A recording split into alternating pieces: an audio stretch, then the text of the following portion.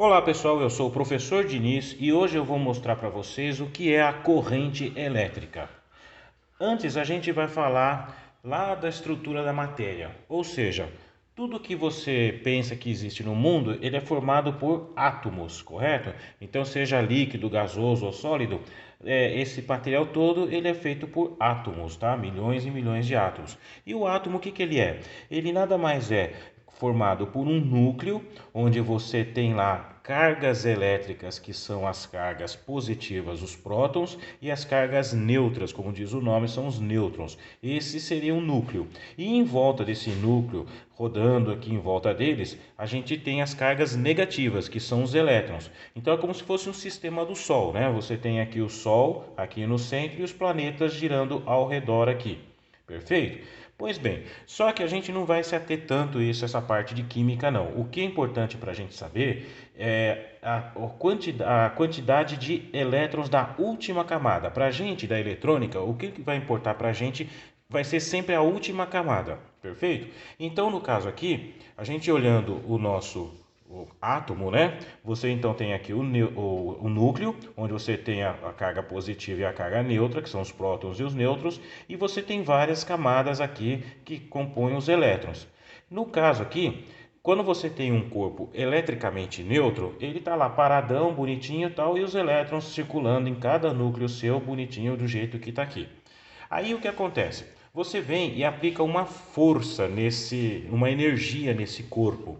Então esse corpo que está lá, que pode ser qualquer coisa, você vem, aplica uma energia nele e os elétrons da última camada vão se desprender, vão se soltar. Esses elétrons que se soltaram dos átomos, eles vão formar uma turma que a gente chama de elétrons livres. E o que vai acontecer com eles? Eles vão ser orientados na direção que essa carga elétrica for dada. Então, no caso, vamos pegar aqui um exemplo de você tem um pedaço de fio aqui, bem grosso, né, de cobre, e aí você joga uma fonte de energia aqui, no caso uma pequena bateria.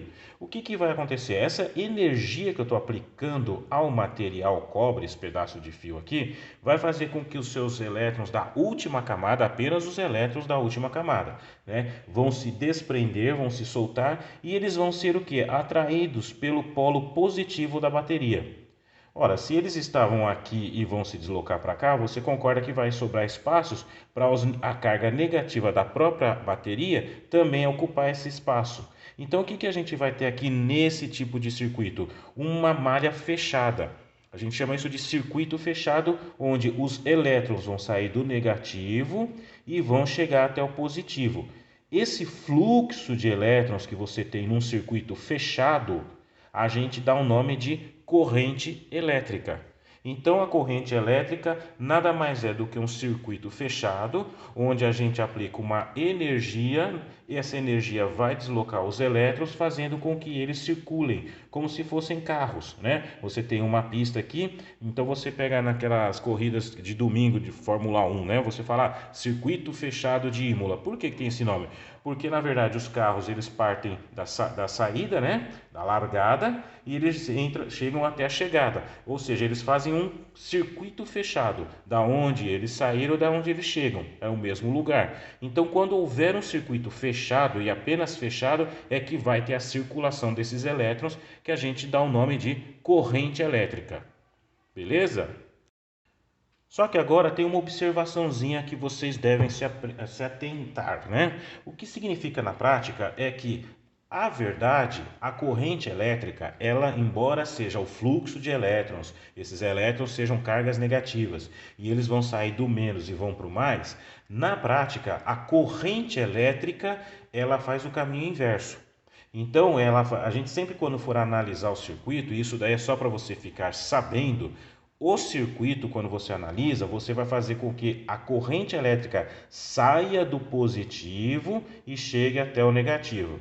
Aí você vai falar assim: ah, professor, mas você não acabou de falar que é ao contrário, porque como que a carga negativa ela vai ser atraída pelo negativo da bateria? Não tem sentido, não sei o que e tal. Pois é, não tem.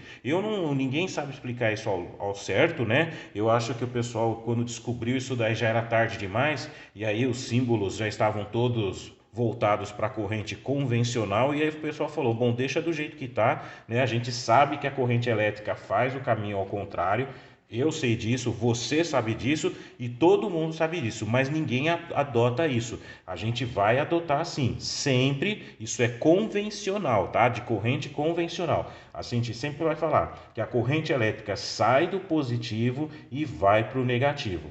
Isso é assim e acabou. E acabou, né? Tem que ser desse jeito mesmo. Tudo bem? Então, pessoal, lembrando, a corrente elétrica nada mais é do que o fluxo de elétrons que eles se deslocam por um circuito fechado quando você aplica uma energia, uma tensão elétrica, qualquer coisa. Só que o fluxo da corrente elétrica, a gente sempre vai dizer que é do positivo da bateria indo em direção ao negativo. Joia? Bom, agora, antes da gente continuar, a gente vai falar também material isolante e condutor.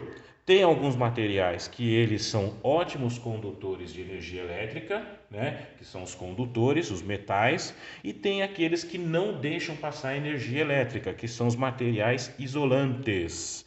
Perfeito?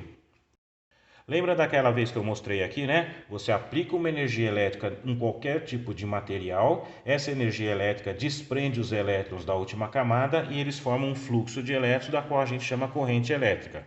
Pois é, só que o lance é o seguinte, vai depender da quantidade de energia elétrica que você aplica no material. Então, se no caso aqui você tem um material composto lá na tabela periódica de 1 a 3 elétrons, que é o que eu vou mostrar aqui, ó, esse caso aqui, ó, de 1 a 3 elétrons na última camada, esse material ele é condutor de eletricidade.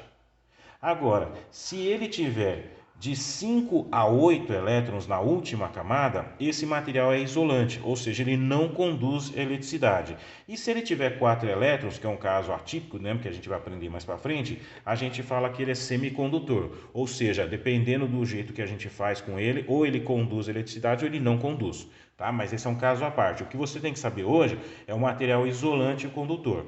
Então, quando você pega, por exemplo, um pedaço de ferro, você vai olhar lá o número de elétrons que tem das camadas, com certeza o número de elétrons da última camada do ferro vai ser de 3, 2 ou 1 elétron, dizendo que ele é um material condutor de eletricidade. Tá certo? E tem uma última frase aqui que eu gosto de mostrar, que é: na natureza não existe material isolante perfeito. O que isso significa?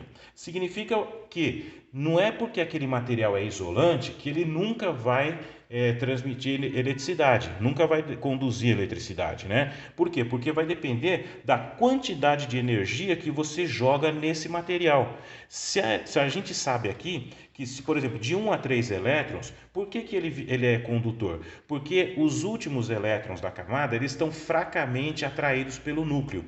Então, se você olhar aqui de novo no nosso desenho, esses elétrons da última camada, se o material for 1 a 3 elétrons, eles estão tão pouco ligados ao núcleo que bastou uma pequena energia aqui que eles já se desprendem, já se soltam. Agora, se tiver de 5 a 8 elétrons, eles estão muito fortemente ligados ao núcleo desse átomo aqui. E aí o que vai acontecer? Você vai ter que jogar uma energia muito grande para fazer com que eles se soltem e se tornem a corrente elétrica. E aí o que eu quero dizer também na frase? Que não existe material isolante perfeito na natureza. É o mesmo exemplo. Você, por exemplo, tem uma fita isolante, né, que você consegue tranquilamente pegar um fio desencapado lá 110, 220, mesmo que se você não desligue ele, se você tomar cuidado, você consegue isolar esse fio, né, sem tomar choque nem nada, e o material, a fita isolante, vai isolar esse fio de 110 ou 220 volts.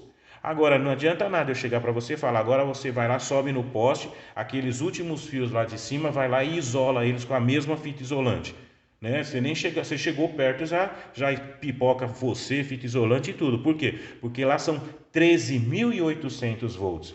Então essa tensão ela é tão alta, essa energia é tão forte, que ela solta os elétrons da última camada, mesmo o material sendo isolante. Então, por isso que não existe material isolante perfeito. Vai depender da quantidade de energia para a qual ele aguenta.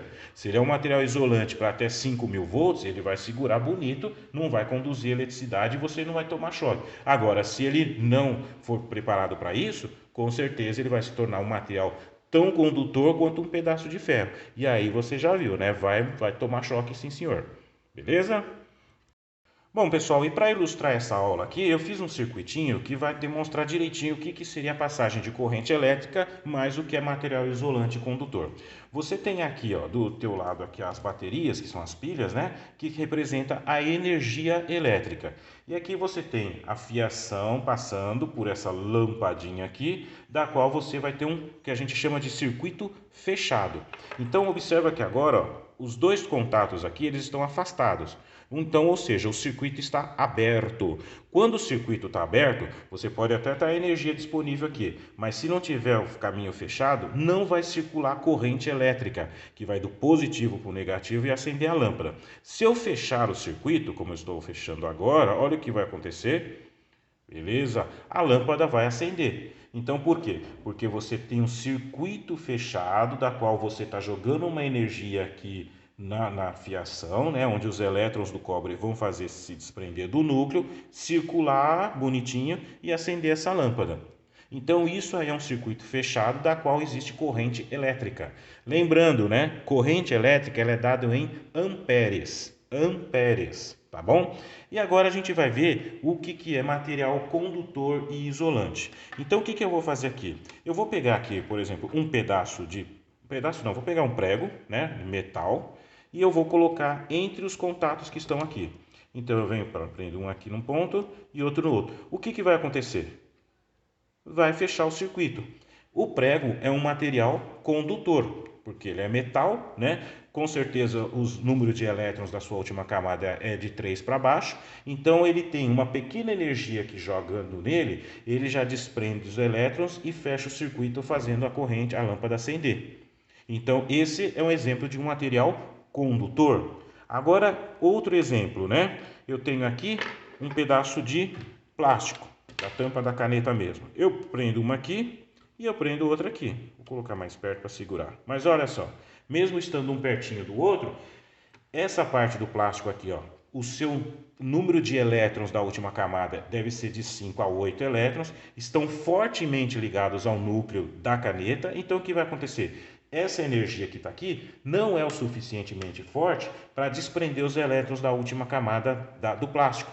Então eles não se deslocam, não tem corrente elétrica, então o circuito fica aberto. Esse é o caso então de um material isolante. Perfeito? Então é isso. E aí, já aproveitando, né? Pensa nessa caneta aqui, ó, nesse circuitinho onde você tem só duas pilhas, ele é um material isolante. Agora você confiaria de pegar e encostar esse tubinho da caneta aqui naquele fio do poste bem lá em cima, só para mexer nele? Claro que não, né? Porque você com certeza sabe que esse plástico aqui não tem a isolação necessária para se tornar isolante. Ele vai ser um condutor e aí vai dar ruim. Perfeito, então, pessoal? Então é isso que eu queria dizer nessa aulinha, né? Para então você lembrar que corrente elétrica tem que ter um circuito fechado para circular. E assim eu espero que você tenha gostado do vídeo, porque logo logo vai chegar mais aí. Muito obrigado mesmo da sua atenção e a gente se vê no próximo. Até mais!